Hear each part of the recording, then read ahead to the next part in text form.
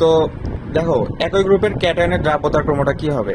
দেখো বেরিলিয়ামের আকার ছোট হলে কি এর পোলারায়ন ক্ষমতা বেশি, তার মানে হয়ে যাচ্ছে দ্রাব্যতা কম, তাই না? তার মানে এর দ্রাব্যতা সবচেয়ে কম, বাট যার আকার বড় হচ্ছে সে পোলারায়ন ক্ষমতা কম, তার দ্রাব্যতা বেশি। হাইড্রক্সিলের ক্ষেত্রে ব্যাপারটা সেম, মানে তোমার এভাবেও থাকতে পারে ব্যাপারটা, হাইড্রক্সিল আয়ন দিয়েও থাকতে পারে যৌগ আকারে। কিন্তু তোমাকে যদি ভাই সালফেট, কার্বনেট এবং নাইট্রেট আয়ন দিয়ে থাকে এবং যদি বলে কার দ্রাব্যতা বেশি, তো তখন আমি চিন্তা করব, এটা একবার কৃষি ভার্সিটিতে আসছিল, তখন আমি মানে এটা একটা জাস্ট ব্যতিক্রম, এখানে যার আকার ছোট তারই দ্রাব্যতা বেশি, ঠিক আছে? সো এই দুটা একই ক্ষেত্রে, হাইড্রোক্সিলের ক্ষেত্রে একই, বাট সালফেট কার্বনের আয়নের ক্ষেত্রে এটা ব্যাপারটা ব্যতিক্রম হয়ে যাচ্ছে দ্রাব্যতা। অর্থাৎ যার আকার ছোট সালফেট, কার্বন, নাইট্রেট আয়নের ক্ষেত্রে তার হচ্ছে দ্রাব্যতা তোমার বেশি, এবং ক্যাটায়নের ক্ষেত্রে হচ্ছে যে এমনি গ্রুপের ক্যাটায়নের ক্ষেত্রে যার আকার বড় তার পোলারায়ন ক্ষমতা কম, তার দ্রাব্যতা বেশি। হাইড্রোক্সিলের ক্ষেত্রে ব্যাপারটা সেম, মানে তোমার যার আকার বড় তারই দ্রাব্যতা বেশি হচ্ছে। তো এখানে আরেকটা বিষয় পড়ে ফেলি, যে কার্বনেটের তাপীয় বিয়োজন। তো গ্রুপ একের যে কার্বনেট সমূহ সেগুলো কিন্তু আসলে বিয়োজিত হবে না, মানে lithium carbonate, sodium carbonate, potassium carbonate, মানে এদের এত বেশি তাপ দিতে হবে, মানে অনেক শক্তিশালী, তো এদের আর কি তাপীয় বিয়োজন হয় না। কিন্তু গ্রুপ 2 এর মূল্য যেমন ধরো এই যে বেরিলিয়াম কার্বনেট বা ক্যালসিয়াম কার্বনেট বা হচ্ছে যে ম্যাগনেসিয়াম কার্বনেট, স্ট্রনশিয়াম কার্বনেট, এসবকে তাপ দিলেই তাপীয় বিয়োজন হবে, পরে হচ্ছে বেরিলিয়াম অক্সাইড আর কার্বন ডাই অক্সাইড আলাদা হয়ে যাবে, ক্যালসিয়াম অক্সাইড, ক্যালসিয়াম কার্বনেট চুনাপাথর আর ক্যালসিয়াম অক্সাইড এখানে ভুলে গেলাম। আচ্ছা, MCO3 মানে এটা গ্রুপ এম তে বলা হচ্ছে গ্রুপ 2 এর মৌল। সো এই তাপ দিলে তাপীয় বিয়োজন হচ্ছে আর কি। তো বেরিলিয়াম কার্বনের ক্ষেত্রে সেক্ষেত্রে কত তাপ দিতে হতে পারে, কত তাপমাত্রা লাগতে পারে? 100 ডিগ্রি সেলসিয়াস, ম্যাগনেসিয়ামের ক্ষেত্রে 350 ডিগ্রি সেলসিয়াস, ক্যালসিয়াম কার্বনের ক্ষেত্রে 547 ডিগ্রি সেলসিয়াস। মানগুলা কি খুবই ইম্পর্টেন্ট মনে রাখেন না? তো এখানে দেখো তাপীয় বিয়োজনের যে ক্রমটা, তাহলে কি হলো, beryllium carbonate, magnesium carbonate, calcium carbonate, তাপীয় বিয়োজনের ক্রম অর্থাৎ তাপমাত্রা বেশি লাগতেছে বিয়োজন করতে। তার মানে আরো যত নিচের দিকে যাবে ততই ক্যাটায়নের আকার বাড়ছে, ততই তাপের পরিমাণটাও বেশি লাগছে, তাপীয় বিয়োজনের মাত্রা বেশি হচ্ছে।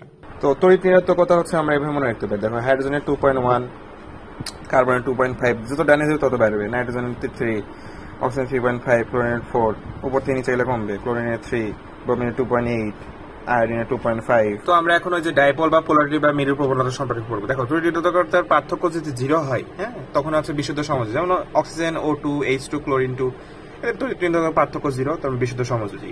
এর তড়িৎ নিরোধকতার পার্থক্য ধরো 0.5 থেকে যদি কম হয়, 0.5ও যদি হয় এবং 0.5 থেকে কম হয়, তাহলে সেটা অপোলার সমযোজী, অর্থাৎ সেটার কোনো প্লাস মাইনাস প্রান্ত থাকবে না এবং তাদের মধ্যে ভ্যান ডার ওয়ালস বন্ধন থাকবে।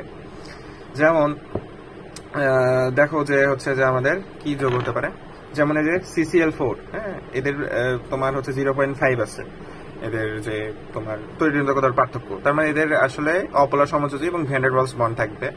আচ্ছা, তো তড়িৎ নিরোধকতার পার্থক্য যদি 0.6 থেকে 1.7 এর মধ্যে হয়, তখন সেটা পোলার সমযোজী। পোলার সমযোজী হলে কি হবে, সেখানে আসলে প্লাস মাইনাস প্রান্ত থাকবে এবং হাইড্রোজেন বন্ড থাকবে। লেটস সে দেখো HCl এর মধ্যে তড়িৎ নিরোধকতার পার্থক্য এত দেওয়া আছে, H2 এর মধ্যে তড়িৎ নিরোধকতার পার্থক্য 1.4। সো হ্যাঁ, ব্যাপারটা বুঝতে পারছো আসলে 0.6 থেকে 1.7 পোলার সমযোজী।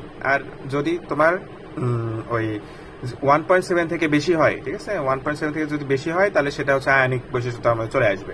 যেমন দেখো এইচএফ কিন্তু একটা সমযোজী যৌগ, বাট তড়িৎ নিরোধকতার পার্থক্য দেখছো 1.9, তার মানে এই সমযোজী যৌগের মধ্যেও কিন্তু আয়নিক বৈশিষ্ট্য চলে আসছে। দেখো এখানে হচ্ছে যে একটা আছে আণবিক হাইড্রোজেন বন্ধন, একটা আন্ত আণবিক। অন্ত মানে নিজেদের মধ্যে ভাই, অর্থ বুঝছো, এই যে POM, প্যারা অর্থ মেটা, এই যে অর্থ নাইট্রোফেনল কাছাকাছি না, তার মানে এদের মধ্যে আর কি অন্ত আণবিক হাইড্রোজেন বন্ধন থাকবে, নিজেদের মধ্যে যে হাইড্রোজেন বন্ধন একটাই যৌগ।